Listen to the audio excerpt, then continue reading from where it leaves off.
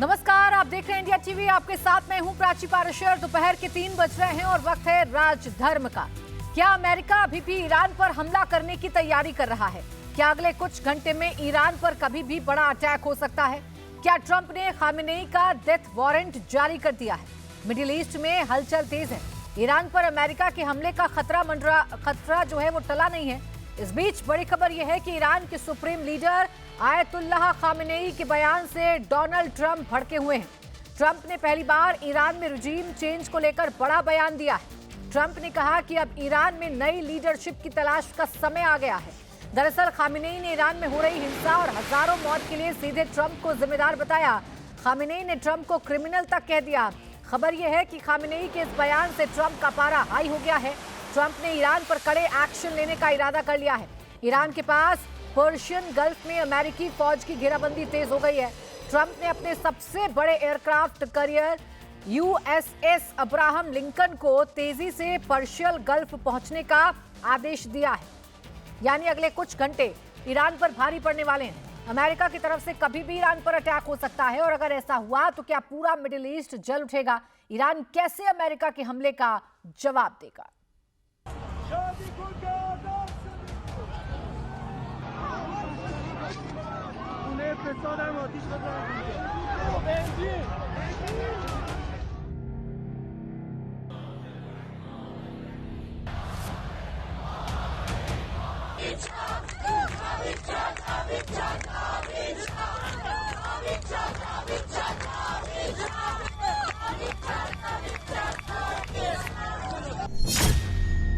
क्या ईरान के साथ ट्रंप की लड़ाई अब पर्सनल हो गई है?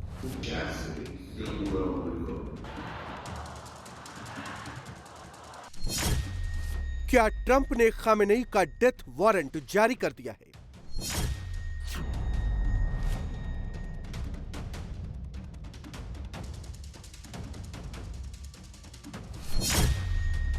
क्या एक हफ्ते में ट्रंप पलट देंगे ईरान में खामेनेई की सत्ता?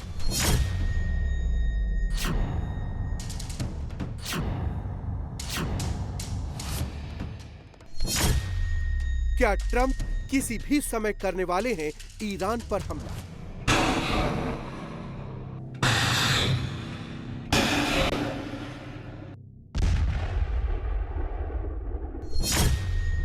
ट्रंप का सबसे खतरनाक एयरक्राफ्ट कैरियर हमला करने के लिए निकल चुका है।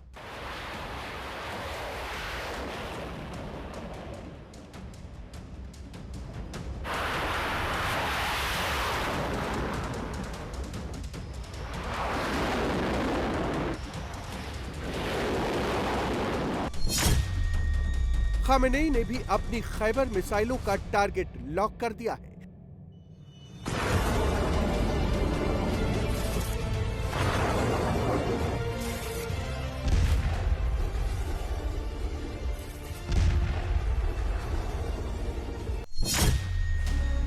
क्या ईरान और अमेरिका के बीच महायुद्ध अब किसी भी वक्त शुरू हो सकता है?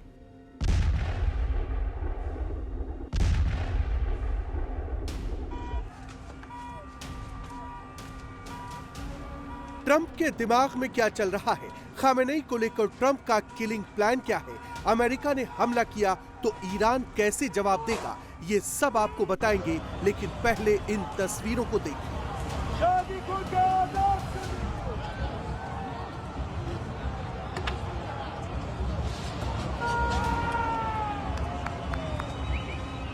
ये तेहरान का मंजर है, जहां पिछले दिनों उग्र भीड़ ने जमकर आगजनी की थी। भीड़ ने सुरक्षा कर्मियों की गाड़ियों को फूंक दिया था।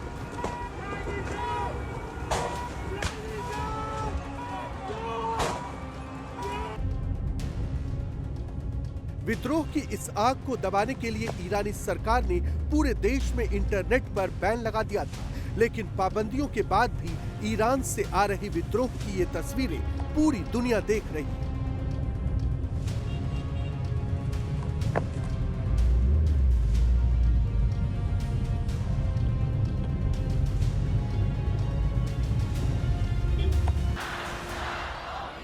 ईरान के सुप्रीम लीडर खामेनेई के खिलाफ बगावत की आग अभी भी थमी नहीं।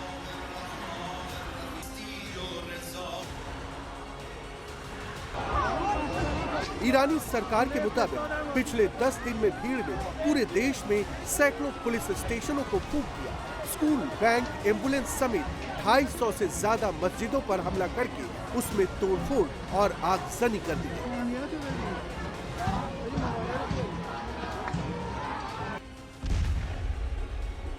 ये ईरान के कराज में हुई तोड़फोड़ का नया सीसीटीवी फुटेज है, जिसमें दिख रहा है कि गुस्साई पब्लिक एक मस्जिद में घुसकर हंगामा कर रही है, उसे आग के हवाले कर रही है। ईरानी सरकार कह रही है कि हिंसा पर काबू पा लिया गया है, लेकिन खामेनेई विरोधी दावा कर रहे हैं कि ईरान में अभी भी पब्लिक सड़क पर है। ईरान की हिंसा की एक और तस्वीर देखिए। ये दक्षिण पश्चिमी ईरान के लोरदेगन का मंजर है, जहां छतों से हथियारबंद गोलीबारी करते नजर आ रहे हैं। ईरान से आया एक और नया वीडियो देखिए और समझिए कि 47 साल से सत्ता पर काबिज इस्लामिक हुकूमत के खिलाफ लोगों का गुस्सा कितना भयंकर है। वीडियो में एक लड़का हाथ में चापड़ लिए है, सीसीटीवी को तोड़ रहा है। गाड़ी रोककर बीच सड़क पर हथियार लहरा रहा है।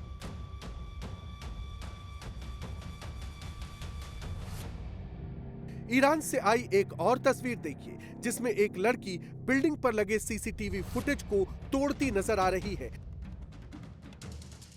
और नीचे भीड़ किसी को पीट रही है।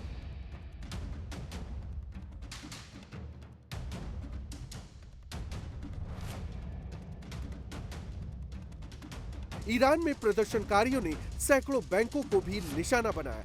बैंकों में तोड़फोड़ की, जमकर लूटपाट भी की।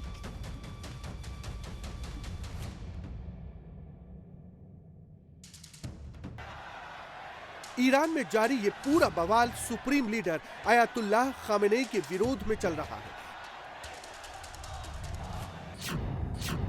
लेकिन खामेनेई इसके पीछे ट्रंप का हाथ बता रहे हैं। ईरान में बवाल, मौत और आगजनी के लिए अमेरिकी राष्ट्रपति को जिम्मेदार ठहरा रहे हैं। हम अमेरिकी राष्ट्रपति को अपराधी मानते हैं, क्योंकि जान माल का नुकसान हुआ है और ईरानी जनता पर आरोप लगाए गए हैं।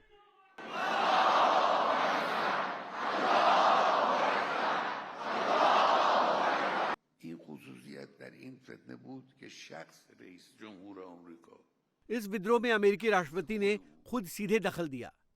उन्होंने खुद बयान दिए, टिप्पणी की और धमकियां दी।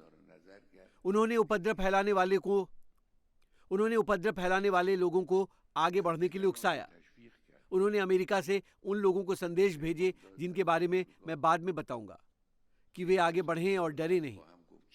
उन्होंने कहा, हम आपका समर्थन करते हैं, हम सैन्य रूप से भी आपका समर्थन करते हैं।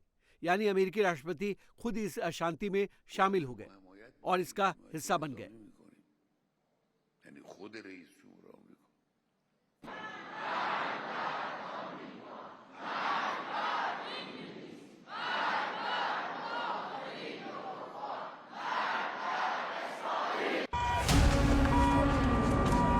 ईरान के हालात के लिए खामेनेई ने ट्रंप को डायरेक्ट जिम्मेदार ठहराया। कहा है कि ईरान में दंगा अमेरिका की साजिश है। अमेरिका का राष्ट्रपति क्रिमिनल है। ट्रंप के हाथ खून से सने हैं। ट्रंप ने ईरान में हिंसा के लिए लोगों को उकसाया है। जिन लोगों ने जान गंवाई, जो नुकसान हुआ, उन सब के लिए ट्रंप दोषी है। ट्रंप का मकसद सिर्फ और सिर्फ ईरान को हड़पना है।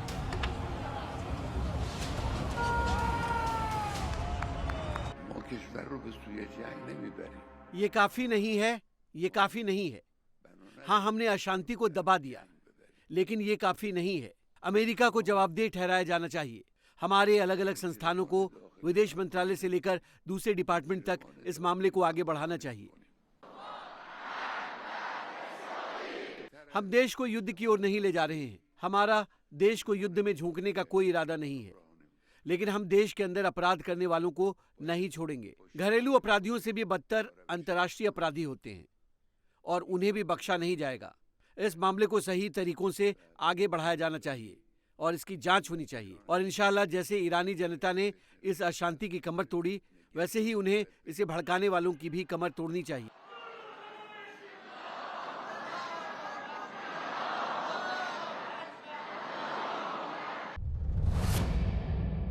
खामेनेई ने ट्रंप पर सीधा हमला किया, देश विदेश के मुजरिमों को सजा देने की बात की, लेकिन इसके जवाब में ट्रंप ने जो कहा उसने पूरी दुनिया में महायुद्ध का अलार्म बजा दिया। ट्रंप ने खामेनेई को क्या जवाब दिया ये भी आपको बताएंगे, लेकिन पहले इन तस्वीरों को देखिए। इंटरनेट पर ईरान के इस नए वीडियो को शेयर करके दावा किया जा रहा है कि विरोधियों को मारने के लिए खामेनेई की फोर्स ने केमिकल वेपन का इस्तेमाल किया है।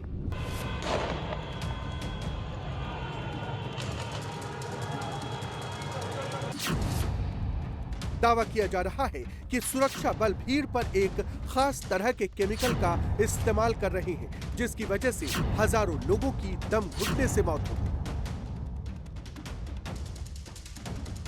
ईरानी मानवाधिकार संगठन का दावा है कि 10 दिन में ईरान के अंदर 4000 से ज्यादा मौतें हुई, तो वहीं एक ईरानी डॉक्टर के मुताबिक मरने वालों का आंकड़ा 16000 से ज्यादा है। पहली बार सुप्रीम लीडर खामेनेई ने भी ईरान हिंसा में हजारों लोगों के मारे जाने की बात कबूली है, लेकिन वो इसके लिए ईरानी फोर्स को नहीं बल्कि ट्रंप को जिम्मेदार मानते हैं। लोगों को नुकसान पहुंचाकर दंगाइयों ने कई हजार लोगों को मार डाला। वो भावनाओं में बह गए युवा लोग और किशोर थे जो मैदान में आ गए और ऐसे काम किए जो उन्हें नहीं करने चाहिए थे। उन्होंने ऐसी शरारतें की जो उन्हें नहीं करनी चाहिए थी। ये लोग फुट सोल्जर के तौर पर काम करने वाले थे।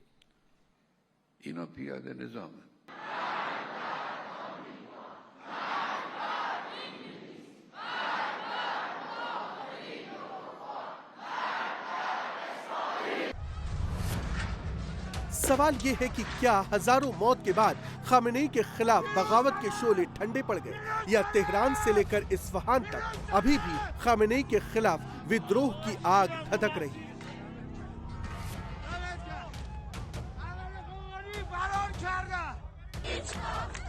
इंटरनेट बंदी के बीच ईरान से कुछ नई तस्वीरें बाहर आई, जिनमें दावा किया जा रहा है कि जनता सुरक्षा बलों की गोलियों का सामना कर रही है, लेकिन पीछे नहीं हट रही। पब्लिक खामेनेई के तख्ता पलट पर अड़ी हुई है।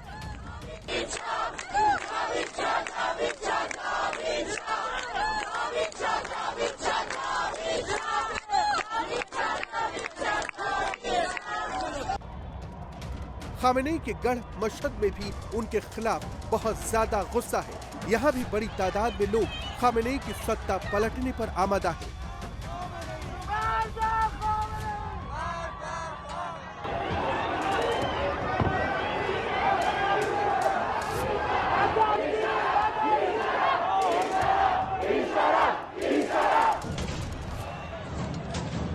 लेकिन क्या खामेनेई का तख्ता पलट इतना आसान है? जानकार मानते हैं कि ईरान का मामला वेनेजुएला जैसा नहीं है। ईरान की इस्लामिक हुकूमत को गिराने के लिए अमेरिका को बड़े पैमाने पर हमला करना पड़ेगा। सिर्फ विरोध प्रदर्शन से तख्ता पलट नहीं हो सकता।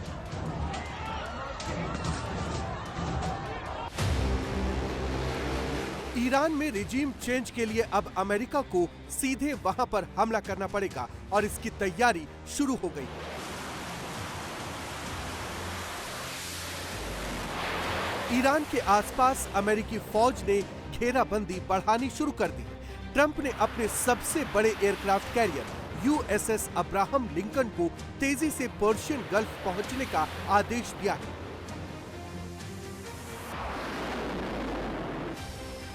यूएसएस अब्राहम लिंकन इस समय अपने पूरे कैरियर स्ट्राइक ग्रुप के साथ इंडो पैसिफिक इलाके से मिडिल ईस्ट की तरफ मोड़ा जा रहा है।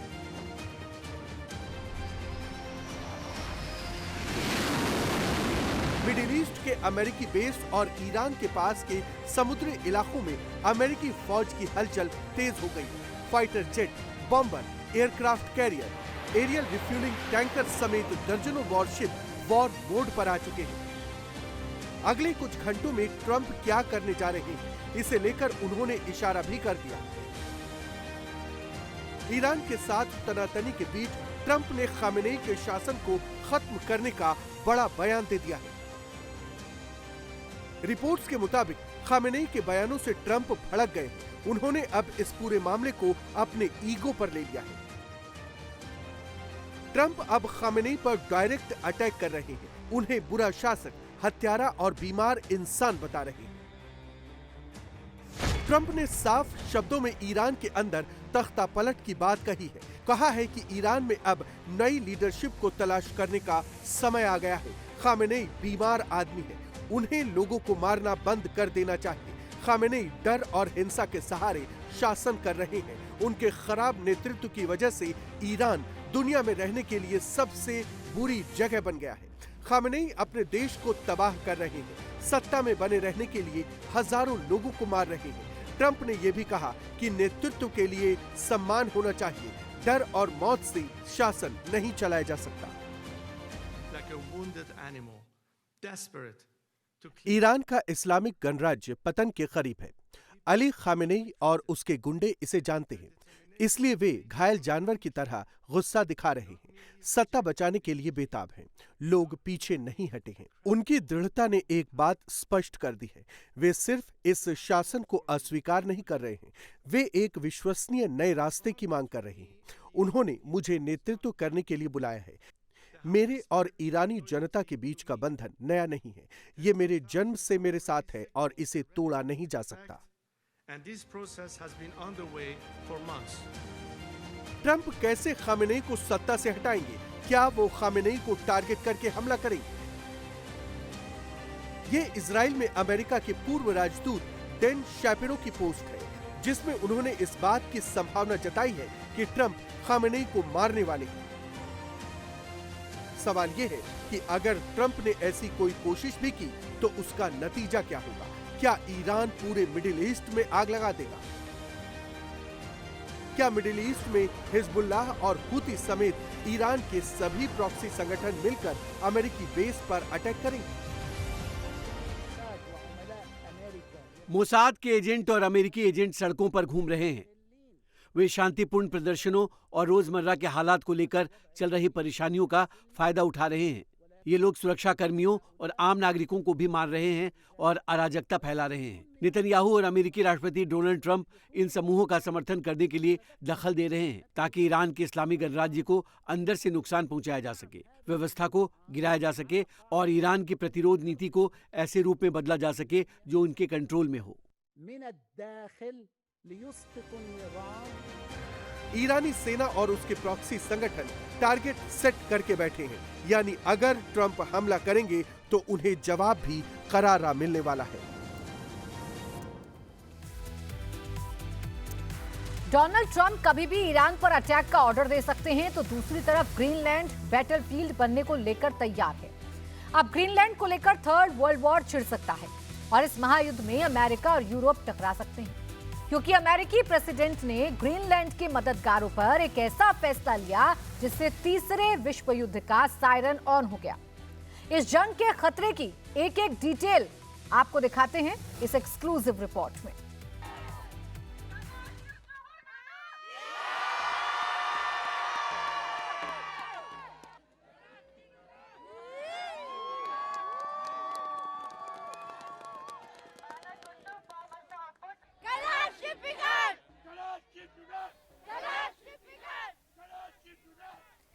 अब ग्रीनलैंड भी क्या नया बैटलफील्ड बन सकता है? क्या ग्रीनलैंड में भी हालात अब धीरे धीरे युद्ध की तरफ जा रहे हैं?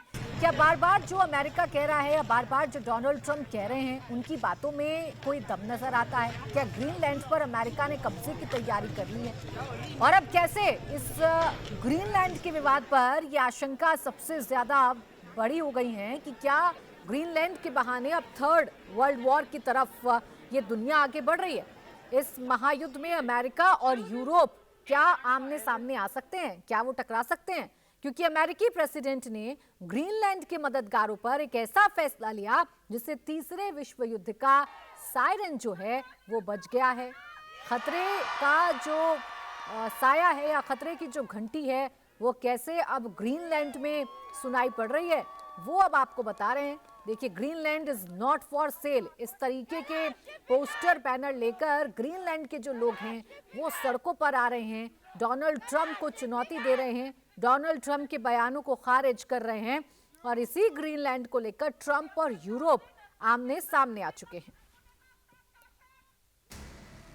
प्लेन से उतरते ये जर्मन सैनिक हैं जिनको इमरजेंसी में ग्रीनलैंड भेजा गया है। ये यूरोप का बहुत बड़ा फैसला है। नाटो के सैनिक ग्रीनलैंड की रक्षा के लिए तैनात होने लगे हैं। ये F-35 made in American fighter jet है। ये F-35 ग्रीनलैंड के ऊपर मंडरा रहे हैं। ये F-35 डेनमार्क एयरफोर्स के हैं। पिछले 24 घंटे में ग्रीनलैंड को लेकर जियोपॉलिटिक्स एकदम बदल गई है। यूरोप ने ग्रीनलैंड में सेना भेजना शुरू कर दिया है। इतिहास में पहली बार ऐसा हो रहा है कि अमेरिका और यूरोप आमने सामने आ चुके हैं। क्या वर्ल्ड वॉर 3 में अमेरिका वर्सेस यूरोप होगा? क्या होने वाला है? क्या हो रहा है? क्या होगा? इन सवालों का जवाब किसी के पास नहीं। हर दिन समीकरण बदल रहे हैं। ट्रंप और नेटो के बीच छिड़ी जंग की एक एक डिटेल आपको बताएंगे, लेकिन सबसे पहले ग्रीनलैंड के लोगों का गुस्सा देखिए, जो अमेरिका के प्रेसिडेंट डोनाल्ड ट्रंप के खिलाफ फूट पड़ा है।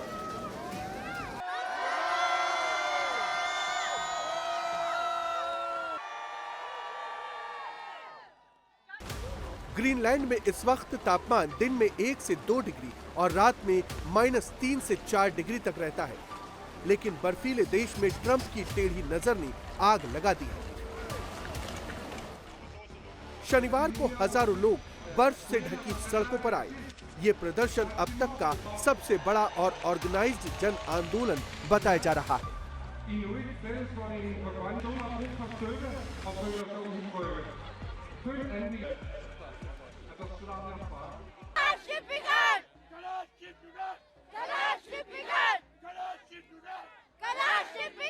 ग्रीनलैंड की राजधानी नूक का ये नजारा है, जो पहले कभी नहीं देखने को मिला।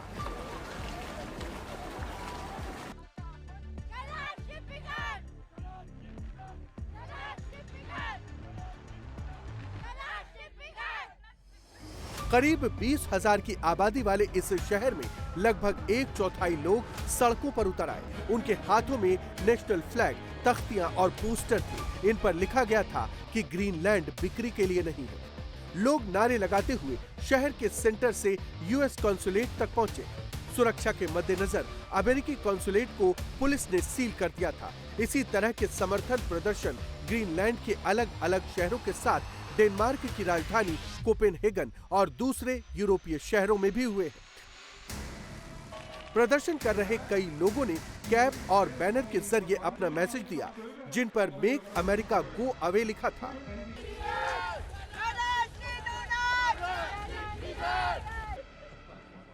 सड़क पर लोगों की ये भीड़ डेनमार्क के कैपिटल कोपेनहेगन की है, जहां हजारों लोग सिटी हॉल के सामने जमा हुए और वहां से अमेरिकी दूतावास तक मार्च किया।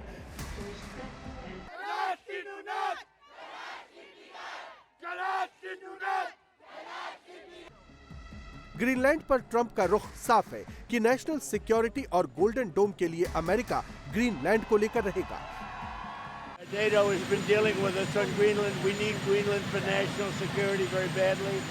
If we don't have it, we have a big hole in national security, especially when it comes to what we're doing in terms of the Golden Dome and all of the other things. We have a lot of investments in military. We have got the strongest military in the world, and it's only getting stronger. Greenland का झगड़ा अब दुनिया को महायुद्ध की तरफ ले जा रहा है।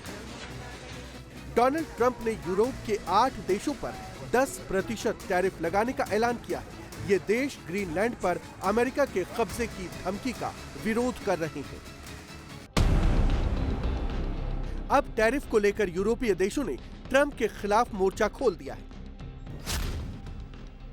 इंग्लिश पीएम कीर स्टारमर ने इस कदम पर नाराजगी जताई है और कहा है कि नेटो सहयोगियों के खिलाफ ट्रंप ने बहुत गलत फैसला लिया है। स्टारमर ने फिर से दोहराया है कि ग्रीनलैंड डेनमार्क का ही पार्ट है और हम इसी का समर्थन करेंगे। ट्रंप के टैरिफ से फ्रांस भी डरने वाला नहीं। खुद राष्ट्रपति इमैनुअल मैक्रों ने कहा है कि हमें इससे डर नहीं लगता।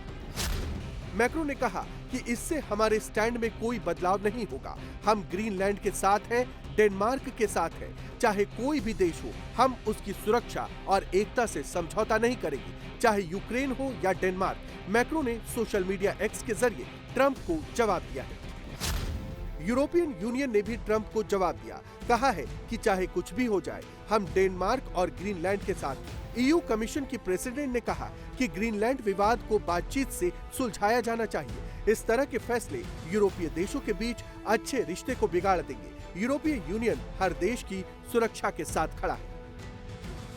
कनाडा के प्रधानमंत्री मार्क कार्नी ने भी ट्रंप को दो टूक शब्दों में कह दिया, ग्रीनलैंड के मालिकाना हक का फैसला अमेरिकी राष्ट्रपति डोनाल्ड ट्रंप का नहीं है। नेटो देश होने के नाते ग्रीनलैंड की तरफ हमारी जिम्मेदारी बरकरार है। यूरोपीय देशों ने डेनमार्क के समर्थन में कदम बढ़ाए हैं। यूरोप की एकजुटता के बीच अमेरिका अपने स्टैंड पर कायम है। ग्रीनलैंड अमेरिका की सुरक्षा के लिए बहुत महत्वपूर्ण है। अंतर्राष्ट्रीय प्रतिस्पर्धा का नया क्षेत्र ध्रुवीय प्रतिस्पर्धा होने जा रहा है। हमारे देश के विरोधी और प्रतिद्वंदी ध्रुवीय अंटार्कटिक क्षेत्र में आवागमन, नौवहन और यात्रा मार्गों को कंट्रोल करने की क्षमता पर बहुत संसाधन खर्च कर रहे हैं। ग्रीनलैंड अलास्का से 25% बड़ा है। ग्रीनलैंड का आकार महाद्वीपीय संयुक्त राज्य अमेरिका के 1/4 के बराबर है। डेनमार्क की बात करें तो डेनमार्क एक छोटा सा देश है जिसकी अर्थव्यवस्था और सेना दोनों ही छोटे हैं। वे ग्रीनलैंड की रक्षा नहीं कर सकते। वे ग्रीनलैंड के भूभाग पर नियंत्रण नहीं कर सकते। ट्रंप ग्रीनलैंड को अमेरिका में मिलाने की बात 2019 से कर रहे हैं। उनके दूसरे कार्यकाल में ये मुद्दा फिर से बहुत जोर पकड़ गया है, लेकिन कानूनी रूप से ये इतना आसान नहीं। ग्रीनलैंड और अमेरिका दोनों ही नेटो देश हैं। कानून के मुताबिक एक नेटो देश दूसरे नेटो देश पर कानूनी रूप से कब्जा नहीं कर सकता। ये पूरी तरह से अवैध और नेटो संधि के खिलाफ होगा। अब ट्रंप का अगला कदम डिसाइड करेगा कि क्या ग्रीनलैंड मैदानी जंग बनेगा और क्या नेटो और अमेरिका आमने सामने की जंग करेंगे।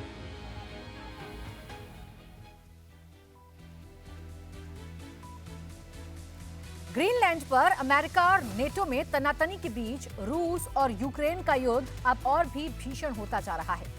यूक्रेन संसद के फैसले के बाद पुतिन का गुस्सा हाई है। यूक्रेन पर ताबड़तोड़ हमले हो रहे हैं, तो वहीं यूक्रेन हेल्पलेस नजर आ रहा है।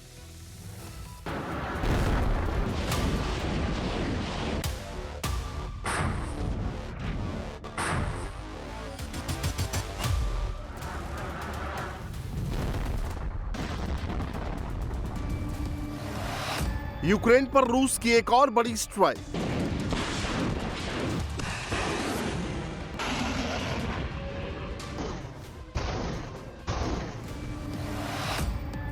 यूक्रेन पर बरसाए FAB-500 बम।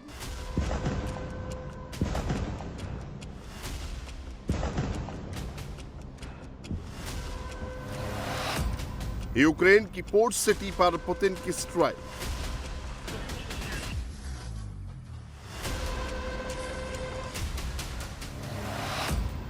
ओडेशा के बाद खार्किव पर जबरदस्त बमबारी।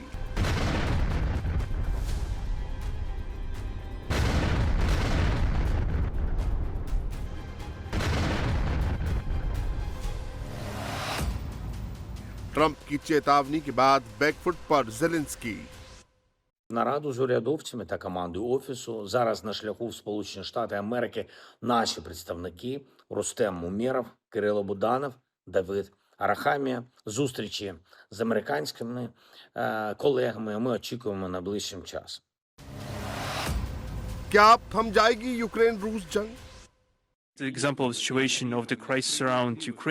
यूक्रेन के आसपास संकट की स्थिति का उदाहरण, जो रूस के हितों की अनदेखी के लंबे इतिहास और एक गंभीर प्रयास, एक सचेत प्रयास में हमारे देश के प्रति नाटो के विस्तार में हमारी सुरक्षा के लिए खतरों को बढ़ाने का प्रत्यक्ष परिणाम बन गया। 3 साल 11 महीने पहले जो जंग यूक्रेन और रूस के बीच शुरू हुई थी, वो खत्म होती नहीं दिख रही है। पुतिन के अंदर प्रतिशोध की ज्वाला और तेज हो गई है। पुतिन की आर्मी कहर बनकर यूक्रेन पर टूट रही है।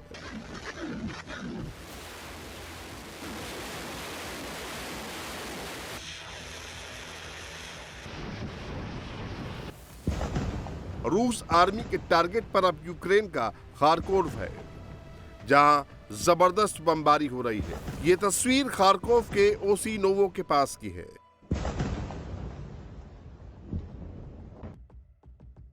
रूसी एयरफोर्स ने ओस्कोल नदी पर बनी क्रॉसिंग को तबाह कर दिया।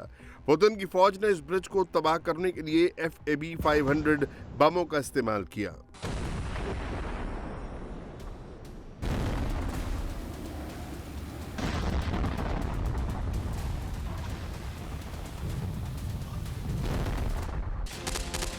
इस ब्रिज का इस्तेमाल यूक्रेन फोर्स करती थी। इस पुल के जरिए ही सैनिकों, हथियारों और दूसरे सैन्य साजो सामान को खार्किव तक पहुंचाया जाता था, लेकिन अब इसे रूसी सेना ने तबाह कर दिया। रूसी सेना ने सोलन, तेस्पोक और तोसोचका पर भी जबरदस्त अटैक किया है। बताया जा रहा है कि यहां TOS-1A और TOS-2 का इस्तेमाल किया गया।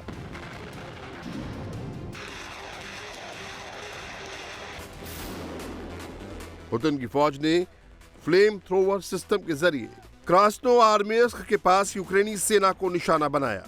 TOS-1A और TOS-2 रूसी सेना का थर्मोबैरिक MLRS सिस्टम है, जिससे मिसाइलें फायर की जाती हैं और जिसके विस्फोट से वो उस इलाके को जला देता है, दुश्मन के किले या बंकर को तबाह कर देता है।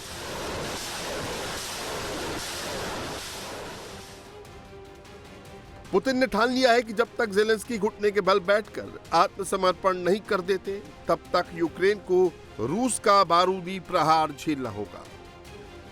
रूसी फोर्स ने चेरनिगोव में जाला और ओरहान टोली विमान को आसमान में ही तबाह कर दिया। साथ ही पुतिन की फौज ने अमेरिका में बने हिमर्स सिस्टम को भी ध्वस्त कर दिया, जिसका इस्तेमाल यूक्रेन रूस के खिलाफ करता था। पुतिन की फौज ने एक बार फिर यूक्रेन के खार्किव शहर को निशाना बनाया। रूसी हमले में यूक्रेन का पोस्टल टर्मिनल पूरी तरह तबाह हो गया। रूसी बमबारी में देखते ही देखते पूरी बिल्डिंग में आग लग गई।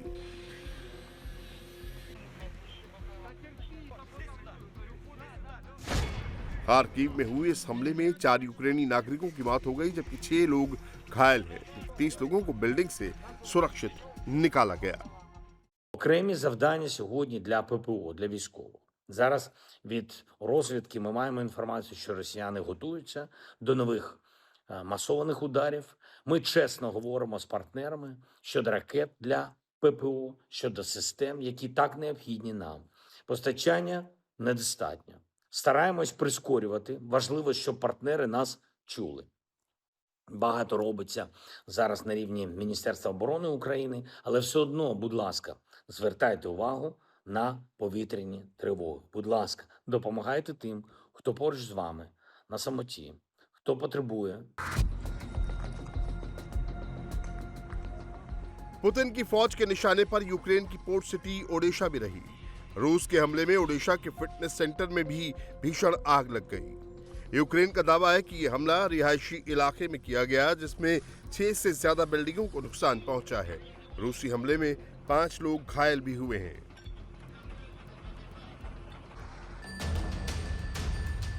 दरअसल पुतिन का गुस्सा तब और हाई हो गया जब यूक्रेन की संसद ने मार्शल लॉ को मई 2026 तक बढ़ा दिया। सैनिकों की लामबंदी को भी मई 2026 तक बढ़ा दिया गया। मिखाइल फेडोरोव को यूक्रेन का नया रक्षा मंत्री बनाया गया है। यूक्रेनी संसद के इस फैसले का मतलब है कि मई 2026 तक ज़ेलेंस्की की सत्ता को कोई चुनौती नहीं है, क्योंकि तब तक वहां पर चुनाव नहीं हो सकते। इसीलिए पुतिन अब नाटो मेंबर से इस बारे में सोचने की अपील कर रहे हैं। यूक्रेन के आसपास संकट की स्थिति का उदाहरण, जो रूस के हितों की अनदेखी के लंबे इतिहास और एक गंभीर प्रयास, एक सचेत प्रयास में हमारे देश के प्रति नाटो के विस्तार में हमारी सुरक्षा के लिए खतरों को बढ़ाने का प्रत्यक्ष परिणाम बन गया। हमें पहले दिए गए सार्वजनिक आश्वासनों के विपरीत मैं हर किसी को याद दिलाना चाहूंगा कि रूस बार बार यूरोपीय और वैश्विक सुरक्षा की एक नए विश्वसनीय और न्याय संगत आर्किटेक्चर को बनाने की पहल करता रहा है। हमने विभिन्न और तर्क संगत समाधान सुझाए, जो अमेरिका, यूरोप, एशिया और पूरी दुनिया में सभी को संतुष्ट कर सकते हैं। हमें लगता है कि हमें शायद उन सिद्धांतों की लक्षित चर्चा पर लौटने की जरूरत है, उन स्थितियों को सुदृढ़ करने के लिए जो यूक्रेन में संघर्ष के शांतिपूर्ण समाधान को बढ़ावा देने में मदद कर सकती हैं। यह है कि दीर्घकालिक स्थायी शांति, प्रत्येक की सुरक्षा सुनिश्चित करना हमारे देश की इच्छा है। हर कोई, विशेष रूप से कीव में और इसका समर्थन करने वाले यूरोपीय देशों में, इसके लिए तैयार नहीं है। लेकिन आशा है कि इस आवश्यकता पर विचार बाद में जल्द से जल्द किया जाएगा। इसके बिना रूस उन लक्ष्यों तक पहुंचना जारी रखेगा जो हमने पहले निर्धारित किए थे।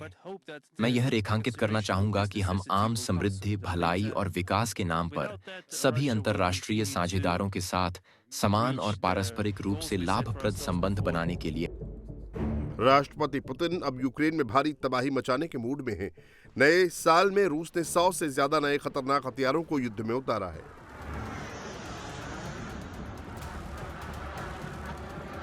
यूक्रेन में जब पारा माइनस से नीचे जा चुका है, हर तरफ बर्फ ही बर्फ जमा है, तो ऐसे में पुतिन ने यूक्रेन के पावर प्लांट्स और हीटिंग सिस्टम को लगातार निशाना बनाया।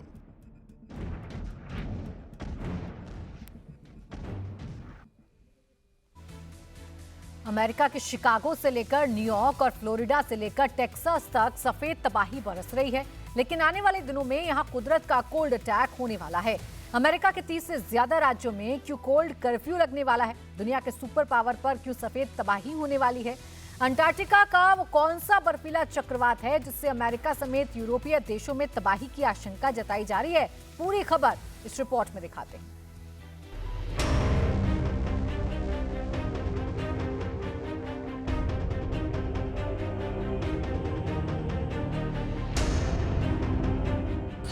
क्या अमेरिका में कोल्ड कर्फ्यू लगने वाला है? क्या सुपर पावर पर बर्फीली आफत मंडरा रही है? क्या अमेरिका में सफेद तबाही होने वाली है?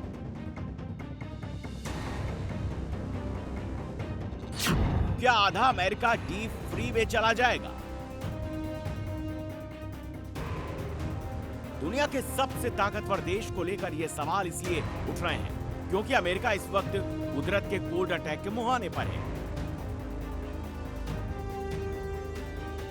ऐसा कोल्ड अटैक जिससे आधे से ज्यादा अमेरिका के डीप फ्रीज में चले जाने का खतरा मंडरा रहा है।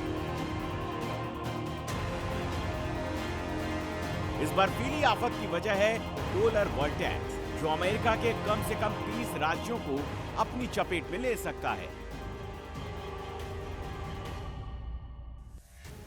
यह आसमानी आफत शिकागो से लेकर न्यूयॉर्क और फ्लोरिडा के समुद्र तटों से लेकर टेक्सास तक बर्फ की मोटी परत बिछा सकता है।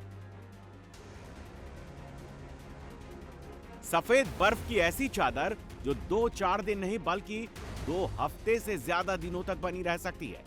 कुदरत की सफेद तबाही से अमेरिका में 17 करोड़ से ज्यादा लोगों के प्रभावित होने की आशंका है। जिस पोलर वर्टेक्स को लेकर दुनिया के सुपर पावर देश अमेरिका की चिंता बढ़ गई है, जिसकी वजह से पारा ऐतिहासिक रूप से लुढ़क सकता है, जानलेवा ठंड पड़ सकती है, आखिर वो है क्या?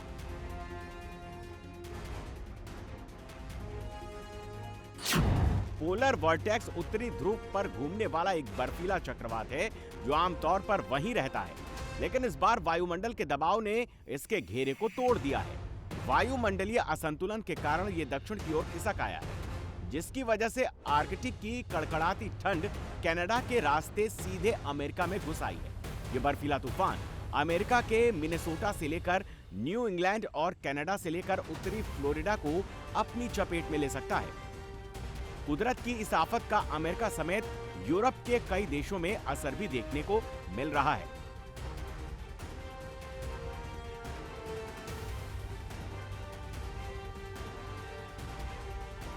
शिकागो और न्यूयॉर्क जैसे शहरों में तापमान सामान्य से 20 डिग्री नीचे लुढ़क गया है, जिससे लोग घरों में कैद होने को मजबूर हैं।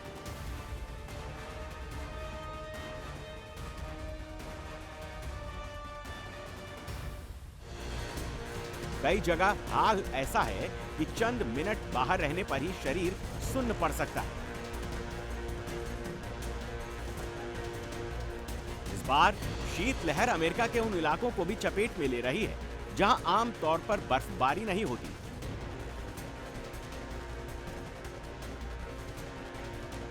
अमेरिका के जिन शहरों पर इसका असर पड़ सकता है